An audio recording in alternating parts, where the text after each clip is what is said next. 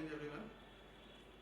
I'm I. Bilal, Assistant Professor, LL Shah College of Business Management, Muzaffarpur. In this session, we shall try to understand concurrency control. What is concurrency control? When two or more users attempt to access a single database, then it is called concurrency. Say this is one database and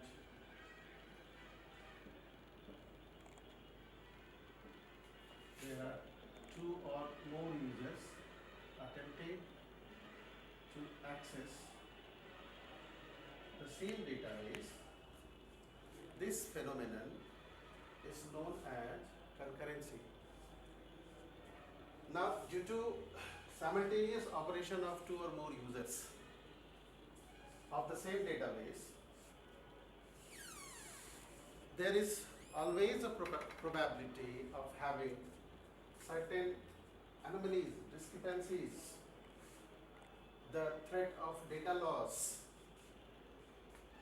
So to prevent these events, that is the phenomenon of losing consistency of the database, phenomenon of losing data from the database, incorrectness of the database, the measures that we adopt is called concurrency control.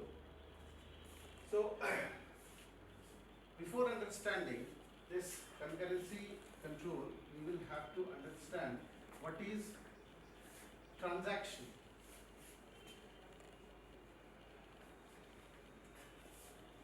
What happens when one or two or more users attempt to access the same database?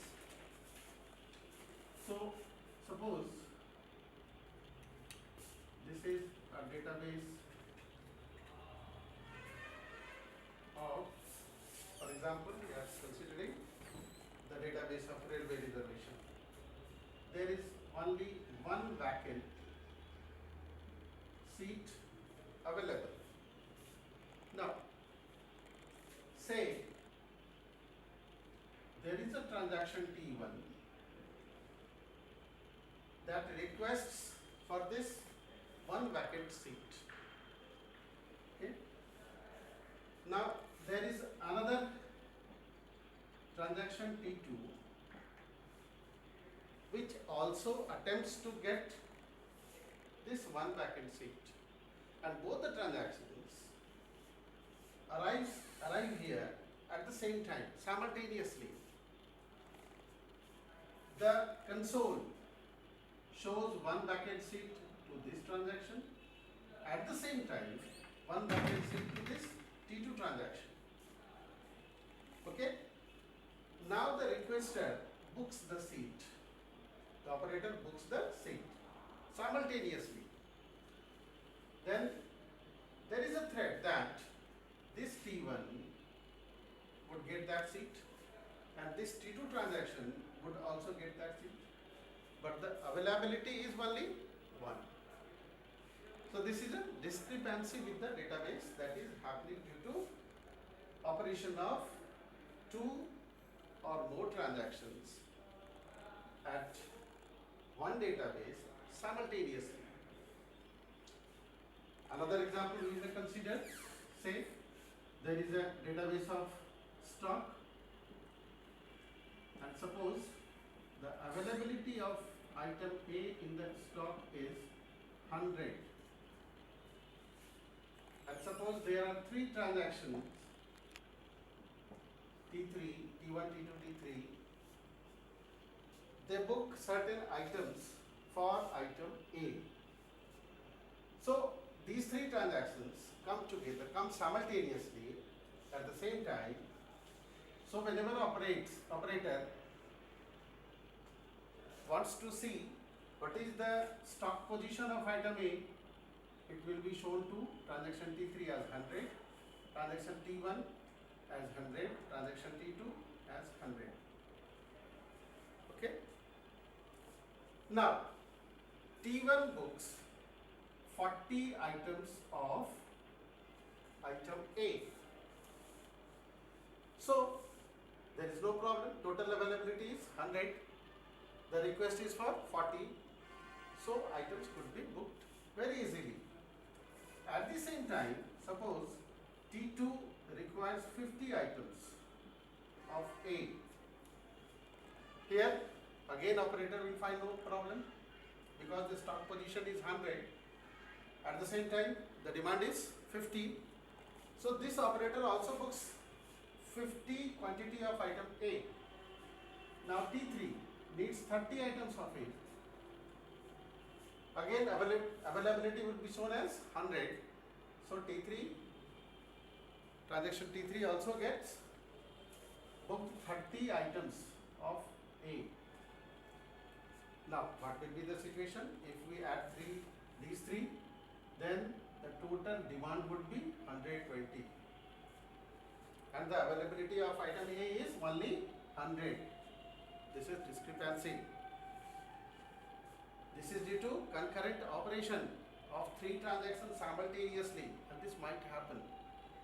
So to check these problems not to happen, not to occur, is the control, the measures that we take to stop, to check these anomalies, these problems is called concurrency control. So again I am telling, concurrency is the phenomenon of accessing the same database simultaneously by 2 or more transactions. Whereas concurrency control is the measures that we adopt to check these anomalies due to concurrent operations. Now we will have to understand what is transaction. Suppose this is our primary memory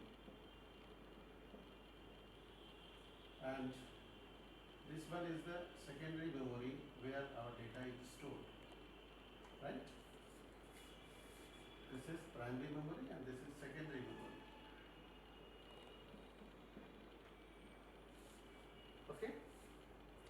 Now suppose there is employee database in this secondary memory stored. Now say the salary of an employee, a particular employee, is stored here as say 5,000. Right? Salary of an employee, of a particular employee, is stored at 5,000. Now the user has to change this 5,000 to 7,000. Suppose salary has been increased from 5,000 to 7,000. So what will happen? The operator would issue the command and that command would go to processor. Processor first will fetch data from this secondary memory to main memory, to primary memory. This is called get operation or fetch operation. Okay? The operator desires to change this value, this salary, from 5,000 to 7,000. So whenever operator issues the command that goes to processor, processor fetches this data from secondary memory into the main memory. So here one cell is allocated as salary and 5,000 is stored here. Okay? When after making change, say this has been made to 7,000, this value is written to the secondary memory and here 5,000 is wiped out and it is written as 7,000. This is called put operation.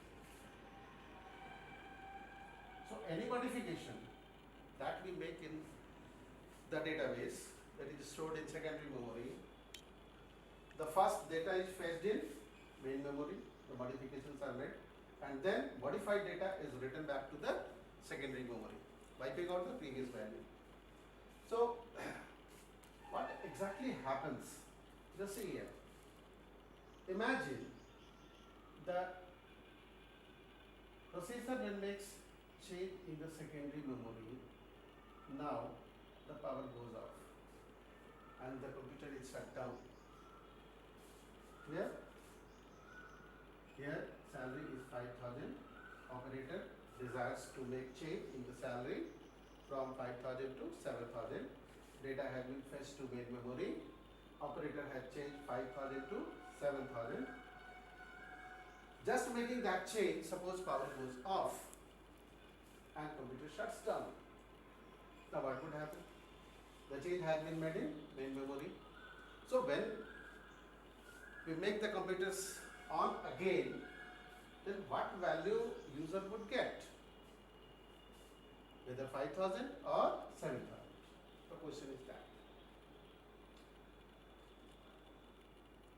Here we have to understand the change was made in main memory and it is, as we know, volatile memory. So as soon as power goes off, what happens? This value is wiped out from the main memory. And again processor would attempt to fetch the data from the secondary memory. And what is written in the secondary memory? It is 5,000. So when we make the computers on again, what value we would get? Operator would get 5,000, not 7,000. Second instance, second case. Suppose the value in second primary memory has been met. Okay. Now this value has been written to the secondary memory. Clear? Now the power goes off. Now what would happen? What value when the computers are made on? When the computer is made on, what value user would get? Again the user would get 5,000. Why so? The data has been written to secondary memory. Now why user would get 5,000? This is because here we have to understand that after making change in the secondary memory, the value from main memory is written to the secondary memory. A signal is sent to the processor. That is the processor. And this signal is known as commit signal. Right? Just revising here. I am. The value is written in secondary memory. Now user has to make change to 7,000. User has made the change in the main memory. The change has been made in main memory. Now the value has been sent to secondary memory for changing 5,000 to 7,000. Now this value has been changed in main memory. Okay. After making change in the secondary memory, a signal is sent to processor. This signal is known as commit signal. And here it is to remember that unless this commit signal reaches over to the processor, the change is not made permanent. Okay? Unless this commit signal reaches over to the processor, that change is not permanent. That's why when after writing data to secondary memory, computer has been made off due to any reason, and then making the computers again on, what value user was getting? 5,000. This is the reason, because after making change, commit signal could not be sent to the processor. That's why user is getting this old value. Okay? So whenever modification is made, the change is sent to the processor. Now one transaction happens. So the transaction is a set of program.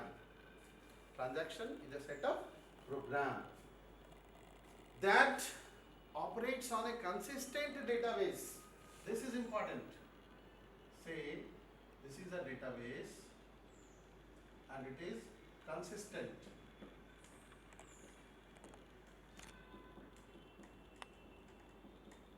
database is consistent. So when a setup program operates on a consistent database and makes modifications, changes the state of the database, and after making change, the database is still in the state of consistency, still the database is consistent, then this is called one transaction, right?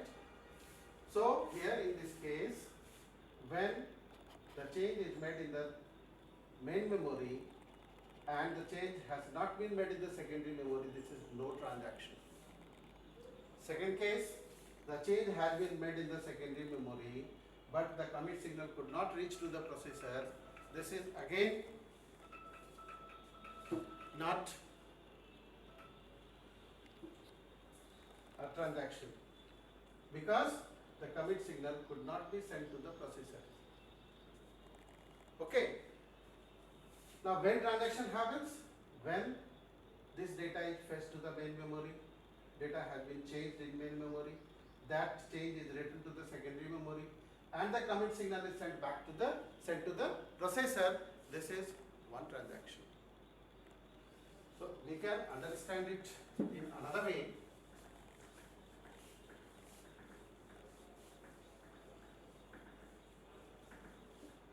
Suppose the salary is written here in the secondary memory as 5,000. Say this is employee number 120, name Ram, and the salary is 5,000.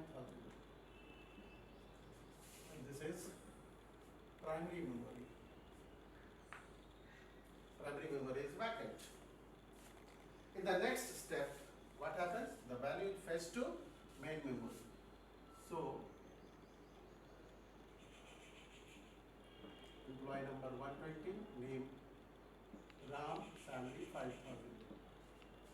Now this is written to main memory. Employee number 120, Ram, salary 5,000. So data from the secondary memory has been fetched to main memory. Now the change is made in main memory.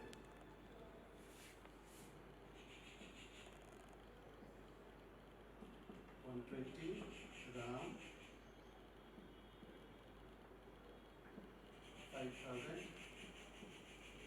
and here it is 120 Ram 7,000. Now the modification in the main memory has been made. So here the status of these two memory devices vary. Here it is written 7,000 and here it is written 5,000. Now 120 Ram 7,000. Now suppose this value has to be written to secondary memory. Now power goes off. What would happen? Because in the secondary memory value remains as 5,000.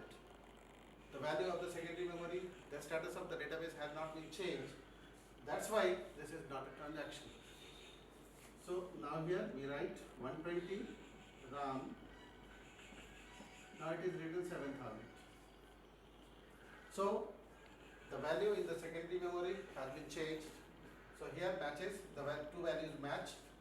Value of the primary memory and value of the secondary memory both matches. Now, if this change has been informed to the processor, then means the value